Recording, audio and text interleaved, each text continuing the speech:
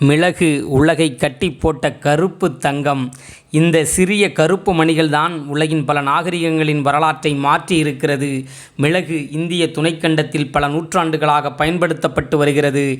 Rome, Greece போன்ற நாகரிகங்கள் மிளகை தங்கம், வெள்ளிக்கு இணையாக மதிப்பிட்டன. மிளகு உலகெங்கும் பல வணிக பாதைகளை உருவாக்கியிருக்கிறது. பல நாடுகளின் வளர்ச்சிக்கு வழிவகுத்திருக்கிறது. கொலம்பஸ் அமெரிக்காவை கண்டுபிடிக்க முயன்றதற்கு காரணம் மிளகு கிடைக்கும் புதிய பகுதிகளை கண்டுபிடிப்பதே. மிளகு வணிகத்தில் ஐரோப்பியர்கள் ஆதிக்கம் செலுத்த துவங்கியதும் உலக வரைபடமே மாறித்தான் போனது. மிளகு தென்னிந்தியாவில், குறிப்பாக கேரளாவில் அதிக அளவில் உற்பத்தி செய்யப்படுகிறது.